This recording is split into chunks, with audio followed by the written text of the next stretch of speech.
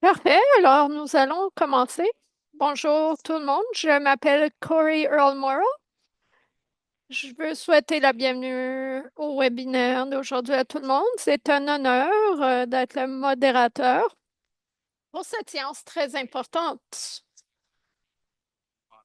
Vous êtes pris avec moi. Je suis le modérateur. Je suis un auto-défenseur et je travaille aussi pour Personnes d'abord du Canada. J'ai participé à la rédaction de ce document très important d'Inclusion Canada pour la déclaration de principe sur l'accès à la justice. Avant de commencer, quelques petites notes, si vous voulez, les sous-titrages. Voici comment l'activer.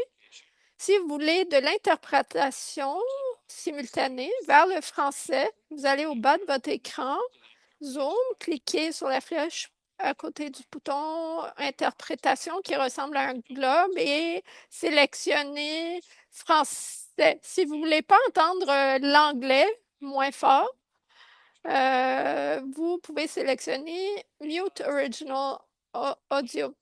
L'ASL et la LSQ est mis en évidence. Si vous ne voyez pas les interprètes, il faut mettre votre Zoom en mode galerie. Si vous avez besoin d'aide, vous pouvez envoyer un courriel à forum@inclusioncanada.ca. Vous pouvez poser des questions à nos intervenants. Ils y répondront à la fin du webinaire. Pour poser des questions, utilisez le bouton Q&A au bas, QA au bas donc de votre écran. Vous pouvez envoyer votre question par courriel à l'adresse forum@inclusioncanada.ca. Ensuite, on va parler de la terre du territoire. Pensez à l'endroit où vous vivez, aux plantes, aux animaux, à l'eau, à la terre qui se trouve autour de vous, près de vous. Les peuples autochtones prennent soin de ces lieux que nous appelons notre maison depuis très, très longtemps. Alors, reconnaissons la terre, le territoire et faisons ce que nous pouvons pour inclure les populations autochtones. Sur ce, j'aimerais inviter Natalia, désolée si j'ai mal prononcé votre nom, donc la directrice d'Inclusion Canada, à présenter le webinaire d'aujourd'hui. Natalia, merci Corey. Je vais attendre un instant. Euh, pour qu'on partage le lien CART dans la boîte de clavardage CART, c'est pour le sous-titrage. Donc, on va attendre jusqu'à ce qu'on ait accès à CART.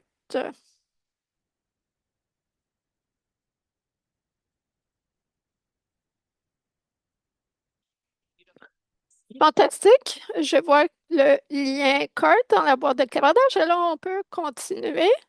Juste un moment.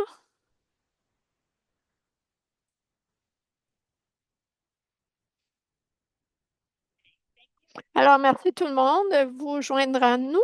Je travaille pour Inclusion Canada, une organisation regroupant des personnes ayant une déficience intellectuelle et leurs familles. Nous défendons les droits des personnes et voulons que tout le monde ait sa place, soit inclus. Ce webinaire est une introduction à une nouvelle déclaration principe sur l'accès à la justice. Nous l'avons rédigée euh, pour présenter notre travail et vous inviter pour nous aider à atteindre nos objectifs communs. Nous avons déjà organisé quelques-uns de ces webinaires sur cette déclaration de principe. À chaque fois, je vois à quel point nos priorités stratégiques sont interconnectées. Alors, à l'écran, vous allez voir nos zones de priorité.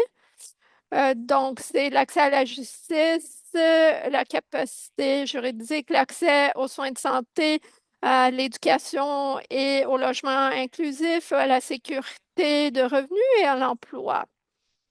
Donc, l'accès à la justice, c'est bien sûr les accommodements juridiques, mais c'est plus que ça, c'est s'assurer que les personnes ayant des déficiences intellectuelles puissent réclamer leurs droits quand quand ils peuvent y avoir accès, ils ont accès à davantage d'inclusion. comme le logement, l'éducation, les soins de santé, et ils ont les outils pour se défendre quand ils sont maltraités. Alors, vous allez en savoir davantage sur notre déclaration de principe dans l'instant, mais pour l'instant, je vais dire qu'il y a trois composantes à ce système de justice: la police, les cours et les services correctionnels. Dans ces trois piliers, il y a des personnes qui font différents emplois, différents rôles, et ils ont tous une partie différente à jouer dans la promotion de la justice. Même chose avec nous tous dans la communauté. Alors, en écoutant nos intervenants, pensez à comment vous pouvez contribuer à faire avancer l'accès à la justice pour les personnes ayant des déficiences intellectuelles et leurs familles dans le système de justice et au-delà. Sur cela, je retourne le micro à Corey pour introduire notre premier intervenant. Merci, Blousette. Campbell, donc, est la présidente d'Inclusion Saskatchewan et membre du conseil d'administration d'Inclusion Canada. Blousette a présidé le comité de déclaration de principe. Blousette est aussi parent d'un adulte qui a rencontré des obstacles dans le système judiciaire. Blousette, pouvez-vous, s'il vous plaît, allumer votre micro et nous parler de la déclaration de principe ainsi que de l'expérience de votre famille, comme vous êtes à l'aise. Merci, Corey. Comme vous l'avez dit, je fais partie du comité qui a rédigé la déclaration de principe sur l'accès à la justice. J'ai travaillé avec des auto-représentants, des membres des familles et des universitaires qui ont tous un lien avec la déficience intellectuelle. Ma connexion, c'est avec mon fils Andrew, qui a presque 23 ans. Dans 3 ans, ce sera son anniversaire de vivre indépendamment dans la ville de Saskatoon, en Saskatchewan. C'est un gars qui aime les sports, il est de bonne humeur, il aime la vie, il a 3 emplois à temps partiel en ce moment. Son histoire en est une de réussite sur comment il a déménagé tout seul dans son propre appartement euh, dans la ville. J'ai la permission d'Andrew de défendre, de présenter notre histoire. Il voulait se joindre à nous, mais malheureusement, il travaille à un de ses 3 emplois à temps partiel en ce moment. Alors, je vais faire un résumé de la déclaration de principe et je vais euh, mentionner comment ça se connecte à l'histoire d'Andrew. Alors, ici, il y a une définition du capacitisme. Il y a beaucoup de ismes dans le monde et avec cette définition, nous voulons informer les lecteurs du document de la déclaration de principe pour mieux comprendre ce qu'ils contiennent et on veut ultimement réduire le capacitisme dans le système juridique. Je ne vais pas lire toute la définition, mais le capacitisme c'est une discrimination, donc qui peut être évidente et subtile. Ça peut être des préjugés inconscients qui influencent nos comportements sans qu'on le réalise. Ça affecte les systèmes comme les systèmes de justice et ça cause l'inégalité et l'exclusion. Le capacitisme, le problème avec celui-ci, c'est qu'on s'y habitue à force d'y être confronté à plusieurs reprises. Si vous n'avez pas subi les méfaits du capacitisme comme une personne en situation de handicap, ça peut être difficile de l'identifier. C'est pour ça qu'une définition, c'est important. On considère que c'est un accommodement pour nos lecteurs qui ont moins d'expérience avec le capacitisme. Dans tout le document de déclaration de principe, on parle de différents obstacles. Un de celui-ci, c'est que les adultes ayant des déficiences intellectuelles sont souvent traités comme des enfants. C'est un manque de respect énorme Et ça fait que ces gens se sentent plus petits, ça peut créer des jugements. Il y a 3 ans, je suis allée en cours avec Andrew. Il a eu un problème de manque d'accès au système juridique dans les 3 secteurs que j'ai mentionnés, donc avec la police, les cours et les services correctionnels. Il y a 3 ans et demi, Andrew a accepté avec son avocat avant d'aller en cours que les gens utilisent un langage aussi simplifié que possible et qu'ils parlent lentement. En fait, il en a fait la demande, mais ils ne l'ont pas respecté dans les 10 et 15 premières minutes. Le juge a commencé à partager euh, les accusations contre Andrew et on n'a pas reconnu sa présence du tout. Et ces premières minutes ont été très complexes. J'ai moi-même eu de la difficulté à suivre. Et c'était une énumération des accusations contre lui. À un moment donné, le juge a même dit, ah, inquiète-toi pas, Andrew, c'est pas nécessaire que tu comprennes. Et je trouve que c'est un énorme manque de respect. C'est essentiel que Andrew comprenne les accusations contre lui. Alors, c'est un exemple d'obstacle dans notre système de justice. Ça peut être aussi difficile pour les gens d'être entendus ou crus. Si vous êtes bon avec les mots, si vous avez une facilité à parler, vous avez un avantage dans le système juridique. Si vous êtes capable de vous répéter pour illustrer un point, si vous le faites à répétition, il y a plus de chances qu'on vous croit. Mais c'est un défi pour les personnes avec des déficiences intellectuelles. Andrew a un petit bégaiement et parfois c'est un défi pour lui de s'exprimer. Ça fait qu'il ne veut pas parler parfois ou qu'il change d'idée ou il essaie de penser à quoi dire, mais c'est vraiment parce qu'il ne trouve pas le bon mot. Et ça peut, les gens peuvent interpréter ça comme un manque d'honnêteté de sa part, mais ce n'est pas le cas. Nous croyons que c'est important aussi de considérer pourquoi les gens sont en contact avec le système juridique. Euh, les personnes avec des déficiences intellectuelles ont plus de chances d'être victimes, en partie parce qu'ils sont institutionnalisés, mais aussi parce que les délinquants savent qu'ils sont vulnérables. On sait qu'il y a des stéréotypes aussi ou des craintes envers les personnes avec des déficiences intellectuelles qui augmentent leur risque d'être accusés d'un crime. Si on s'attend à ce que vous soyez donc une personne calme, de bonne nature, mais que au contraire, avez un comportement agité ou froid, ben ça peut avoir comme résultat que les gens aient des perceptions négatives sur vous.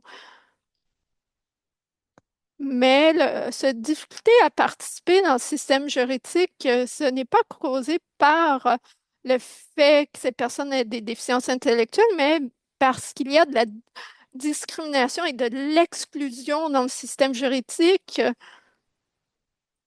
Andrew n'était pas équipé pour faire face à la mentalité capacitiste du juge et du procureur.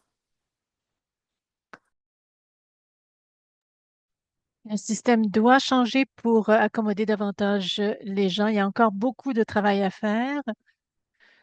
Dans notre déclaration de position, il y a aussi des histoires pour que le lecteur comprenne comment ce capacitisme crée des barrières. Donc, il y a 7 appels à l'action Dans notre position, déclaration de position, on veut bâtir une stratégie qui soit complète. On veut aborder les questions de capacitisme, de discrimination, d'accommodement. Nous voulons aussi questionner les stéréotypes, les préjugés qui mettent en danger et à risque les personnes ayant une déficience intellectuelle. Et il y a aussi la question de la prescription. On veut que les familles et les personnes en situation qui ont une déficience intellectuelle soient à l'avant-plan, soient au cœur de la démarche. Nous voulons vraiment être des pionniers et aussi faire en sorte que les droits soient respectés. Il y a aussi la question des personnes autochtones qui sont aussi davantage encore à risque dans notre système judiciaire. Il y a la commission Vérité et Réconciliation, donc qui a ses appels à l'action. Donc, on veut aussi que les gouvernements s'engagent auprès notamment des Autochtones qui sont euh, dans des familles d'accueil notamment ou qui sont sous tutelle.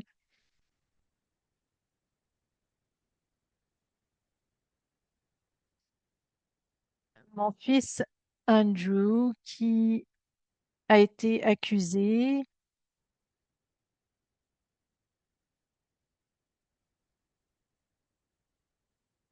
et qui a aussi fait face à des gens qui avaient une ignorance des personnes, de la situation des personnes qui ont une déficience intellectuelle.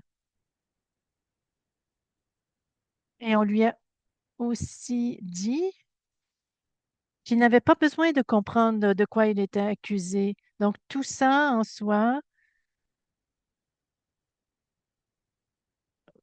pose problème. Et tout ça a fait en sorte que Andrew sentait qu'il n'avait d'autre choix que de plaider coupable à ses chefs d'accusation. Il ne comprenait pas nécessairement les implications que cela pouvait avoir.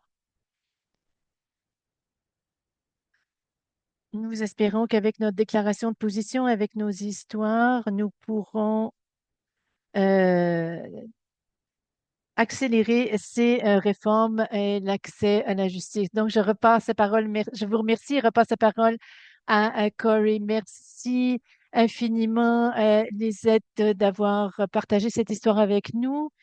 Maintenant, j'aimerais accueillir, excusez-moi, peut-être que Elsie, je prononce pas bien votre nom. Donc, vous êtes avocate, vous êtes une personne, Elsie est une personne en situation de handicap et travaille pour faire la promotion des personnes en situation de handicap au Canada et aux Nations Unies. Si vous pouvez allumer votre micro. Bonjour tout le monde, merci Corey. Mon nom est Elsie Tellier. Je suis donc avocate à Arch, Centre de droit pour les personnes en situation de handicap. Je pense que j'ai allumé mon micro, n'est-ce pas? C'est vraiment très bien d'être avec vous aujourd'hui. Donc, je travaille à Arch. C'est une clinique légale spéciale qui travaille particulièrement pour le droit des personnes en situation de handicap. Donc, je vais parler de ce que veut dire la justice réparatrice, pardon, et je vais parler un peu de comment nous travaillons à l'accessibilité au système de justice et ce que vous pouvez faire pour défendre et promouvoir vos droits. Donc, le système de justice, c'est un ensemble de lois et Il y a des tribunaux, ça permet aussi aux gens de résoudre des conflits, comme vous avez entendu de Bluesette avec l'expérience qu'elle a eue avec son fils. Lorsqu'on a été accusé, c'est difficile lorsqu'on fait face au système de justice, particulièrement pour les personnes qui sont en situation de handicap ou déficience intellectuelle. Donc, la crime, c'est seulement une partie du système de justice. Les gens peuvent avoir accès au système de justice pour toutes sortes de raisons. Par exemple, on peut être en conflit avec une autre personne, avec un endroit, avec une compagnie. Par exemple, si on va à l'épicerie et quelqu'un est en train de laver le plancher et vous tombez parce que vous n'avez pas vu, il n'y avait pas de signe comme quoi c'était glissant. Donc, vous pouvez demander une compensation pour votre blessure. Un autre exemple, c'est si on vous congédie de votre emploi et vous demandez des prestations d'assurance emploi, peut-être que vous pourrez aller dans un tribunal si le gouvernement a refusé de vous donner les bénéfices. Donc, mais pour résoudre tous ces conflits ou ces désaccords, et pour aller devant la justice, il y a les gens qui ont été étiquetés comme ayant une déficience intellectuelle font face à encore plus de difficultés. Donc, pour surmonter ces difficultés, on doit créer un accès à la justice. Et ça inclut plusieurs choses, notamment un accès aux avocats. C'est ce qu'on fait à Arch, notamment. Les avocats, les frais d'avocat peuvent être très élevés et nous, on peut donner des services à des gens qui sont sous le seuil de pauvreté, mais c'est souvent pas suffisant. Il y a beaucoup de gens qui n'ont pas les moyens, malgré un emploi, de payer les services d'un avocat. Donc, vous pouvez avoir un problème aussi qui ne peut pas être géré par un avocat qui travaillent dans des organismes où il n'y a pas de frais. Donc, c'est pour des professionnels qui ont ces connaissances particulières. Donc, on a besoin de créer un système qui soit équitable et que tout le monde comprend. Et la plupart des gens qui ont une déficience intellectuelle et qui vont rechercher, qui vont face à la justice ne sont pas représentés par des avocats. Donc, c'est difficile pour eux et il faut clarifier donc les processus et les procédés. Donc, il faut que vous sachiez que vous avez le droit d'avoir des accommodements dans les tribunaux. Par exemple, si vous avez besoin de plus de temps pour soumettre un papier, un document, si vous avez besoin que le juge parle plus lentement, ce sont des accommodements qui doivent être suivis et ils ne sont pas toujours suivis dans les tribunaux. Et ça, c'est très important de le souligner. Et c'est aussi important de changer notre attitude. On fait face à des problèmes. Et souvent, les juges et les avocats, les procureurs ne connaissent pas les réalités des personnes ayant une déficience intellectuelle. Donc, ce sont des choses qu'ils ignorent souvent dans le système judiciaire. Et les juges n'ont pas toujours suivi des formations. Donc, ça, c'est un problème important. On a besoin vraiment de faire la promotion de ces formations pour les juges et autres intervenants du système de justice. Une autre chose que j'aimerais mentionner, c'est qu'une autre barrière importante, c'est que c'est très dispendieux d'aller obtenir justice. Et oui, il y a les avocats, mais aussi il faut soumettre toutes sortes de documents et ça, c'est une barrière supplémentaire pour les personnes qui sont en situation de handicap ou ont une déficience intellectuelle. Donc, pour beaucoup de personnes, ce qu'ils vont faire, c'est qu'ils vont laisser les choses aller. Elles ne vont pas aller devant les tribunaux pour résoudre les problèmes. Donc, ça, C'est une question qui est très vaste. C'est vraiment génial de voir que Inclusion Canada a une déclaration de position qui est claire. Et donc, cette déclaration de position, on parle de la Charte des droits et libertés du Canada et aussi de la Convention relative aux droits des personnes handicapées. Donc, ce sont deux documents qui sont très importants. Et j'aimerais donc me concentrer sur la Convention relative aux droits des personnes handicapées. Donc, je vais l'appeler le CDPH pour ne pas toujours la nommer. Donc, c'est un traité, c'est un document qui a été écrit par des individus de différents pays qui se sont rassemblés aux Nations unies pour mettre de l'avant leurs perspectives et plusieurs d'entre eux sont des personnes qui ont une expérience avec une situation de handicap. Donc, ils ont énuméré un certain nombre de droits qui doivent être respectés dans les pays qui ont ratifié donc cette convention. Donc, l'article 13, le Canada a signé cette convention. Ça ne fait pas partie de la loi canadienne, mais le Canada reconnaît ses droits et reconnaît que ces droits sont importants. Donc, l'article 13 dit que toutes les personnes en situation de handicap doivent avoir accès à la justice. Donc, c'est quelque chose auquel le Canada a accepté, mais ça ne veut pas dire que c'est ce qu'on trouve partout au Canada. Donc, on est allé aux Nations unies en mars dernier et on a soulevé plusieurs questions, notamment l'accès à la justice pour les personnes étant en situation de handicap. Donc, il y a un groupe de 18 personnes qui connaissent le traité, qui ont une bonne expérience du traité, qui ont supervisé les pays qui suivent ce traité. Donc, ils nous ont aussi donné deux rétroactions sur les recommandations, l'accès à la justice. Et ils ont reconnu aussi que le Canada était tiré de l'arrière dans différents domaines. Donc, ça, c'était vraiment un bon pas en avant. Donc, et c'est vraiment important et c'est vraiment bien de voir que Inclusion Canada a cette déclaration de position. Donc, maintenant, je voudrais vous parler un peu de ce que nous faisons à Arch pour soutenir les personnes en situation de handicap. Comme je dis, on est une clinique spécialisée qui se concentre sur les droits des personnes en situation de handicap.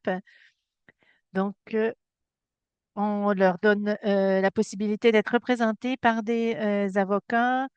On a eu un cas récemment où il y a quelqu'un qui était en fauteuil roulant et qui n'avait pas accès à un vol sur Air Canada parce qu'on leur disait que ce fauteuil roulant, il n'y avait pas assez de place pour le fauteuil roulant dans l'espace d'entreposage.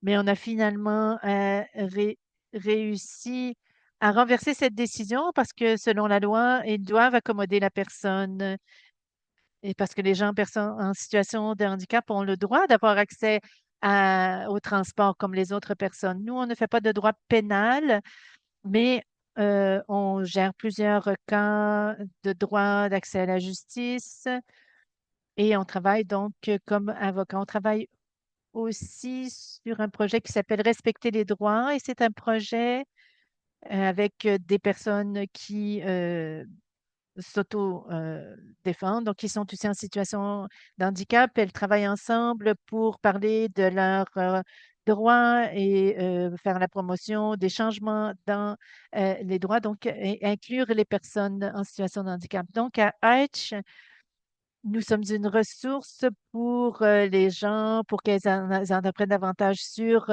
leurs droits dans un langage le plus clair possible. Et on espère pouvoir poursuivre et travailler avec des partenaires comme Inclusion Canada. Et aussi, nous donnons des conseils à d'autres avocats sur les différents handicaps parce que plusieurs avocats ne comprennent pas nécessairement la réalité des personnes en situation de handicap. Sachant cela, je vais parler de ce que vous pouvez faire pour défendre les droits et les intérêts, vos droits, vos intérêts, à avoir accès au système juridique. Je vais laisser du temps pour les questions.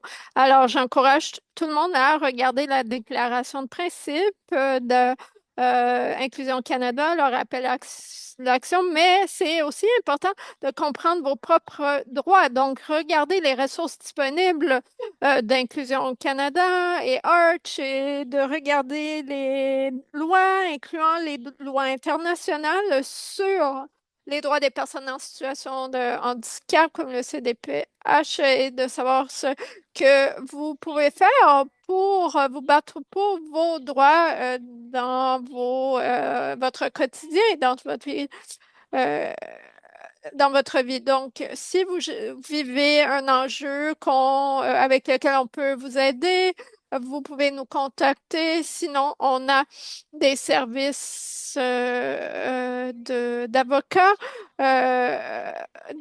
pardon, de soutien aux avocats. Alors, si vous avez un avocat, déjà, vous pouvez lui demander de nous contacter pour qu'on l'aide avec les enjeux de handicap.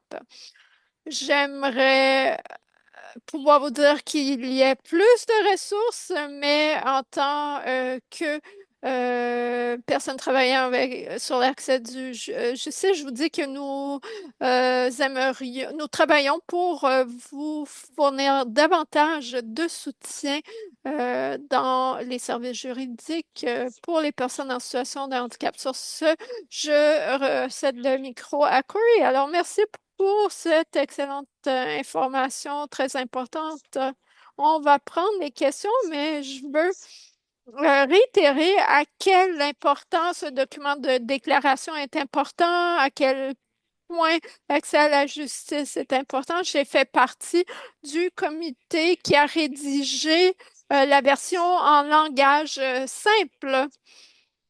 Donc, il y a beaucoup de gens qui n'ont pas accès à la justice. Même si on croit que c'est un droit fondamental, ce n'est pas toujours le cas. C'est un défi. Je crois fermement qu'il y a beaucoup d'autodéfenseurs jouent un gros rôle essentiel dans l'avancement de ceci. Donc, c'est important pour les autoreprésentants, les individus qui ne travaillent pas avec des organismes nécessairement, de nous soutenir, mais aussi d'utiliser cette information qui est très importante. Donc, bien sûr, les autoreprésentants sont essentiels, leur rôle va continuer, mais ce travail va continuer, ça ne s'arrête pas aujourd'hui. Alors, merci aux intervenants d'avoir parlé du côté personnel, mais aussi juridique. Alors, je vais voir s'il y a des questions. Je vais regarder dans la boîte de questions et réponses et ensuite, on va revenir aux intervenants. Donc, Louisette va prendre les questions plus difficiles. Ah, il y a une question, je vois une question. Quel conseil donneriez-vous aux autoreprésentants? C'est une question pour moi. Donc, quel conseil donneriez-vous aux familles, aux autoreprésentants qui interagissent avec le système juridique? Alors, qui voudrait répondre? Quels sont vos conseils? Je peux commencer et ensuite je vais céder le micro à Elsie. Chaque situation est unique, chaque personne est unique, donc il n'y a pas des étapes standards à suivre, je dirais. Mais ce qui est très utile, a été très utile pour nos familles, c'est qu'on a communiqué avec des gens à qui on faisait confiance et on a demandé du soutien. Et parfois, on ne savait même pas quelle forme prendrait ce soutien, mais on pensait que ça viendrait quand nous en aurions besoin, qu'on pourrait discuter des idées. Et quand vous avez comme votre réseau, vos gens, c'est là pour vous. On a été très chanceux. On a rencontré quelqu'un qui était un juge provincial à la retraite. J'ai partagé notre histoire avec cette personne et elle nous a vraiment aidés. Alors, si vous connaissez des personnes qui ont de l'expérience pertinente, vous pouvez les contacter, des personnes à qui vous faites confiance. Donc, et vous pouvez aussi demander dans votre réseau comment ils se sentent de voir comment vous êtes traité dans le système de justice. Pour avoir des rétroactions, pour voir si effectivement on est traité de manière injuste. Parce que quand vous êtes dans le feu de l'action, parfois c'est difficile de vraiment déterminer, vous pouvez ressentir de la confusion. Et aussi, dans le système judiciaire, vous pouvez demander, une fois que vous êtes rendu là, vous pouvez demander quels accommodements sont déjà disponibles. Des fois, on présume qu'il n'y a rien. Mais ça coûte rien de demander. Et s'il n'y a rien, d'avoir une liste d'accommodements qui serait nécessaire, ça peut vous aider. Donc, la liste, c'est très utile. Merci, Blousette. Ce sont d'excellentes suggestions. Je vais ajouter que c'est non seulement d'avoir un réseau personnel, c'est super de leur poser des questions, c'est très bien, mais n'hésitez pas à poser des questions au personnel de la cour. Ils ne peuvent pas vous donner ce qu'on appelle des conseils juridiques sur votre cause, mais ils sont l'obligation quand même de vous partager de l'information juridique sur les étapes que vous devez suivre. Alors, si vous êtes confus par rapport à un échéancier ou comment remplir un formulaire, l'identification, n'hésitez pas à poser les questions au personnel, au secrétaire des cours. Beaucoup de cours, surtout en Ontario, mais pas dans toutes les provinces malheureusement, mais en Ontario, il y a des coordonnateurs d'accessibilité qui sont là pour vous aider. Beaucoup de gens ne savent pas que ça existe, mais ils sont là. Alors, si vous devez aller en cours, assurez-vous de les contacter le plus tôt possible. Ou un autre membre du personnel pour leur dire que vous ou quelqu'un dans votre famille a besoin d'accommodement. Donc, souvent, il y a des accommodements qui sont communs, qui sont offerts, mais n'hésitez pas à mentionner ce dont vous avez besoin parce que les cours ont une obligation de vous accommoder. Alors, il faut être fort et il ne faut pas lâcher le morceau parce que vous avez le droit à ça. Si vous êtes incertain de ce que vous pouvez demander, il y a des systèmes de soutien juridique. Il y a Clio en Ontario, un autre qui s'appelle Steps to Justice, Étape vers la justice. Ça peut être très utile. Mais malheureusement, ça varie d'une province à l'autre. Mais si vous avez accès à un avocat, à du soutien gratuit, n'hésitez jamais à demander si vous pouvez avoir toute forme de soutien. Souvent, ils vont pouvoir recommander une ressource ou du soutien pour vous, peu importe où vous êtes au Canada. Alors, merci. Alors, c'est les conseils auxquels je peux penser maintenant. Alors, merci beaucoup de partager ça et vraiment trouver la personne à qui vous pouvez faire confiance, c'est super important. Une autre question. Est-ce qu'il y a des ressources pour les auto-représentants qui ont un casier judiciaire lorsqu'ils se cherchent un emploi? Avez-vous des conseils pour donc ces personnes qui auraient un casier judiciaire mais qui veulent se trouver un emploi? Alors, Elsie? Oui, bien sûr. Bon, j'aimerais tellement pouvoir dire un endroit spécifique où aller, mais ça va vraiment dépendre de la province. Mais avec quelqu'un avec un casier judiciaire, c'est important de savoir que vous avez le droit. Par exemple, si on vous le demande, vous pouvez autodéclarer que vous avez un casier judiciaire. Ça peut être à votre avantage selon l'emploi que vous voulez occuper. Les employeurs pourraient demander une enquête, mais Vous avez le droit de voir les résultats de cette enquête. Il y a bien sûr des employeurs qui prennent en considération les personnes qui ont des casiers judiciaires. On sait que souvent cette population a plus de difficultés à se trouver de l'emploi, mais peut-être que vous pouvez contacter un conseiller en emploi dans votre ville. Cette personne pourrait sûrement vous donner des conseils sur comment se trouver un emploi et comment présenter euh, votre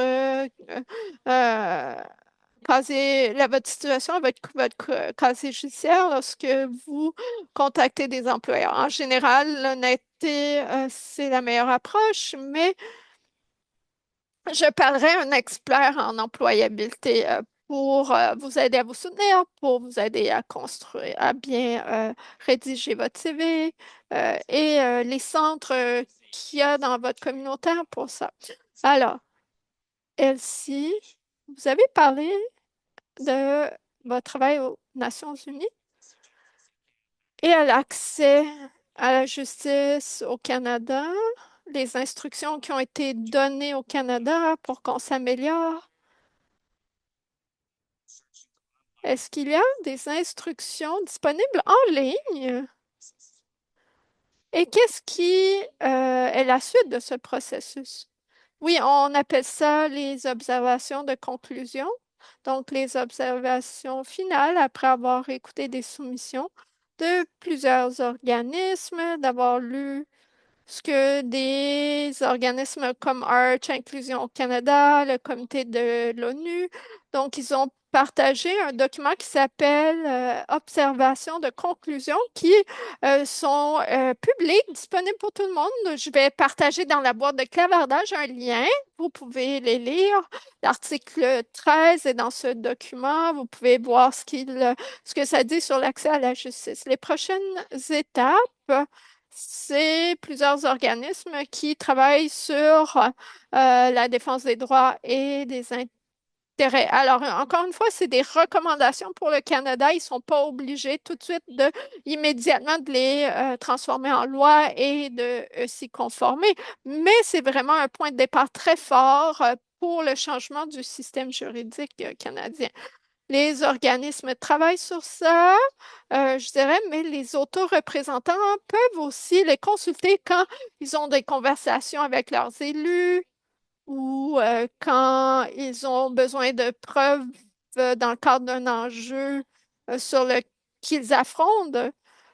Par exemple, si vous êtes un autoreprésentant, vous parlez à un élu, que ce soit un membre d'un provincial ou un élu provincial ou fédéral, vous pouvez aller chercher des ressources de l'ONU, par exemple, pour dire il y a des documents de soutien qui montrent que plusieurs personnes ont vécu ce genre d'enjeu et non seulement moi.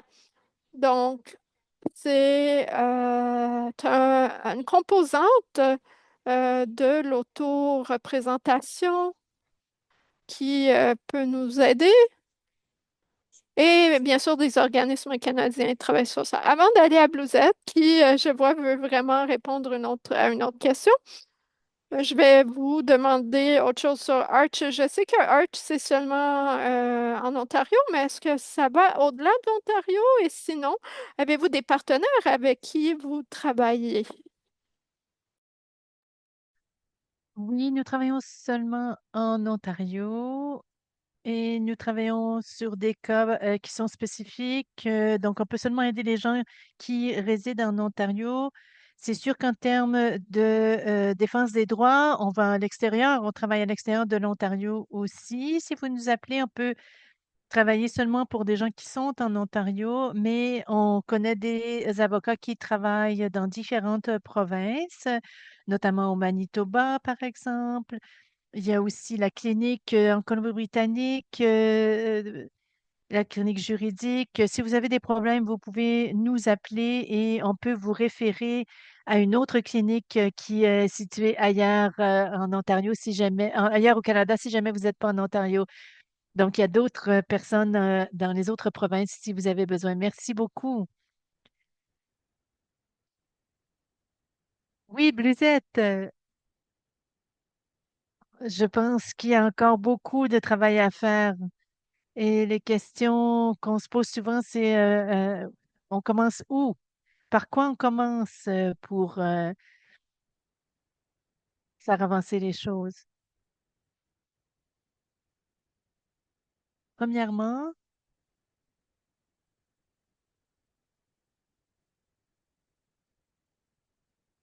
moi, c'est un membre de ma famille qui est en situation de handicap, c'est pas moi. Et il n'y a pas non plus de livre d'instruction sur comment élever une personne, éduquer une personne pour qu'elle devienne une bonne personne pour défendre ses propres droits. Moi, je peux parler à mon fils et lui dire ce que veut dire accès à la justice. Mais on fait ça alors qu'on a des gens autour de nous, on a des amis, des membres de la famille, et on peut avoir ces conversations de cuisine sur l'accès à la justice. Donc, ça, c'est un départ. Si vous avez quelqu'un, si vous êtes en train d'élever un enfant pour qu'il devienne un bon défenseur de ses propres droits. Et aussi, il y a cette déclaration de position dont on peut faire des copies.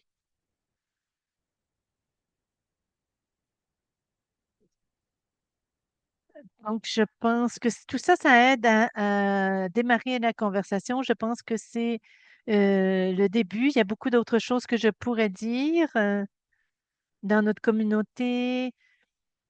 On peut, par exemple, avoir une conversation avec les gens de la GRC dans notre région. Est-ce que vous avez leur demander, est-ce que vous avez une formation sur les personnes en situation de handicap?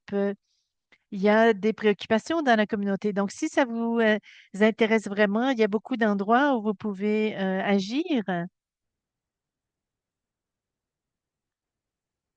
Et si vous connaissez aussi les gens qui sont dans le système judiciaire, c'est important aussi de voir quels sont les défis que eux peuvent identifier parce que eux, ils sont soif de connaissances, mais s'ils sont pas conscients des défis, c'est difficile d'agir sur ces défis. Je pense que je m'arrêterai ici, mais si vous voulez ajouter quelque chose, Elsie, peut-être, je pense que ce sont des très bons points de départ. Moi, mes conseils sont pour les gens qui sont dans la profession, les professions juridiques, qui veulent en apprendre davantage. C'est pas quelque chose sur lequel les écoles de droit se concentrent, ou les gens dans le système de justice. Donc, il y a une lacune ici très importante qui doit être comblée.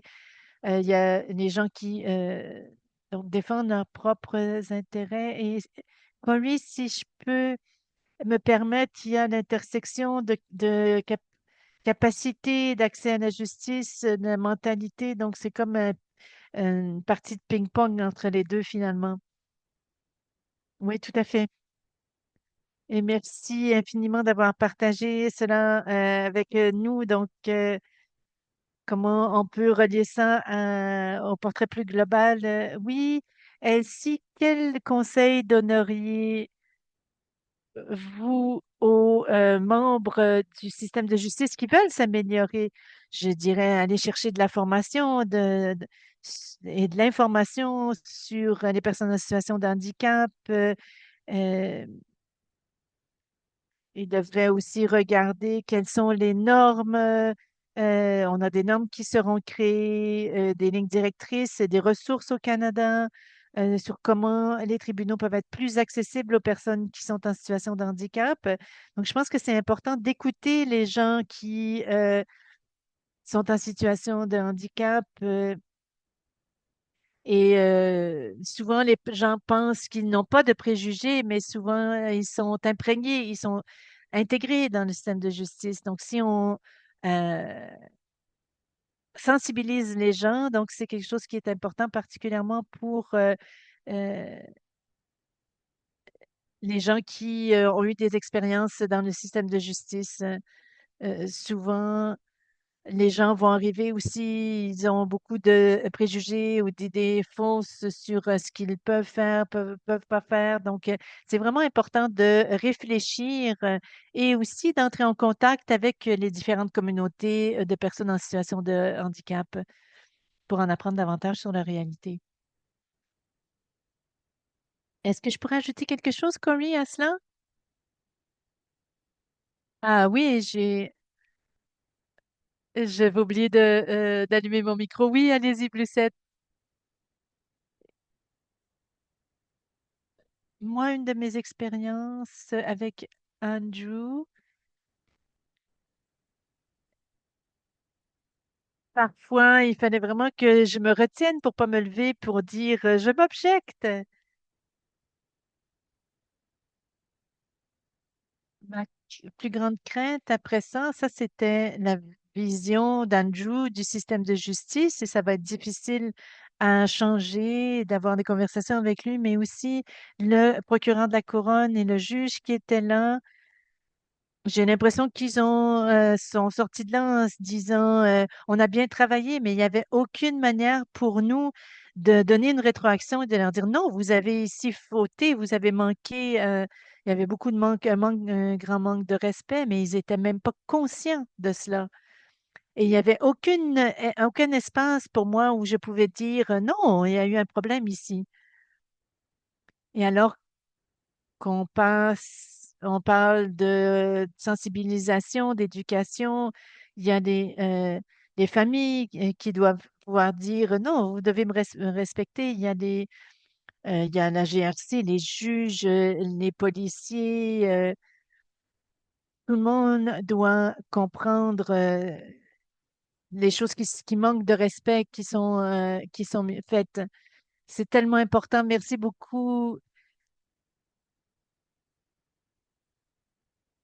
Je ne sais pas si, il y a quelque chose que vous aimeriez ajouter avant que je passe aux remarques de clôture.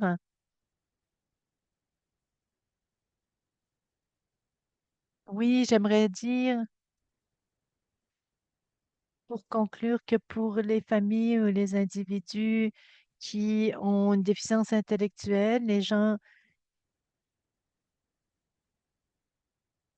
qui font face à la justice, je veux dire, allez chercher du soutien dans la communauté.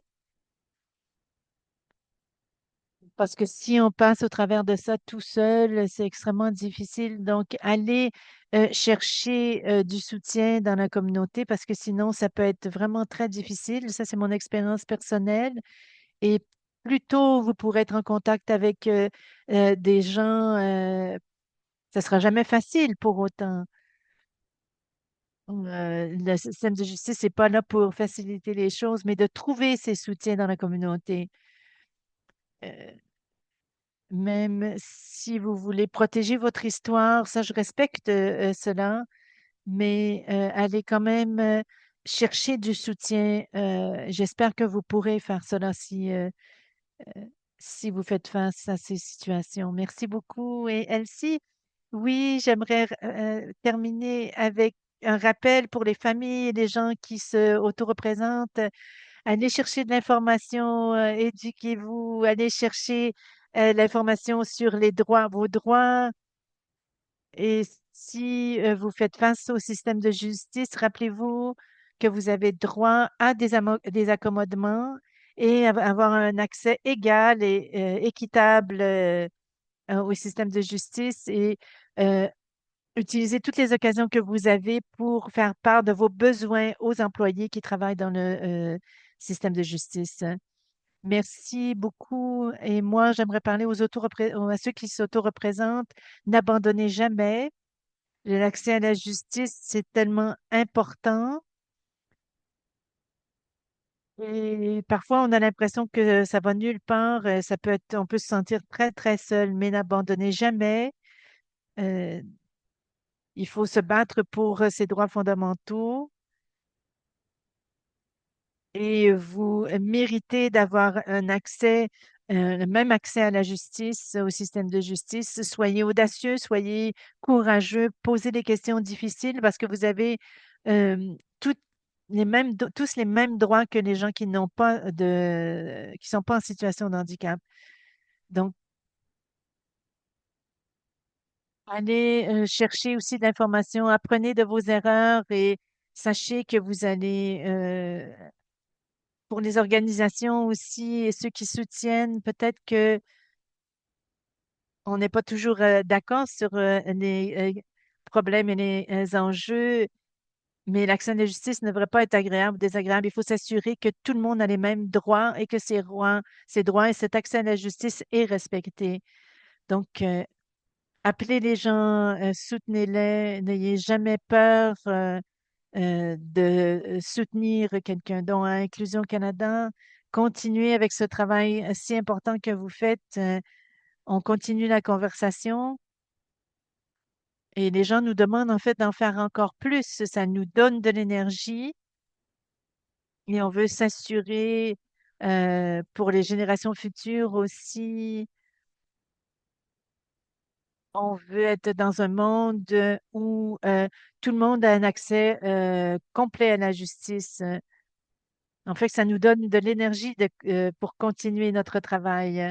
À ceux qui écoutaient aujourd'hui, nous vous remercions.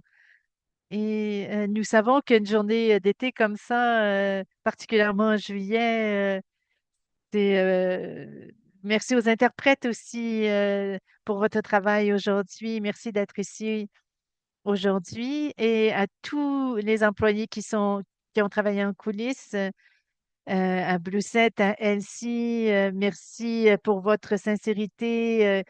Aujourd'hui et je voudrais aussi souhaiter bon long week-end à tout le monde. Et sachez que le travail ne s'arrête pas aujourd'hui. En fait, ça devrait vous inciter à en faire davantage et n'ayez jamais peur de poser des questions et de continuer à poser des questions. Merci beaucoup tout le monde.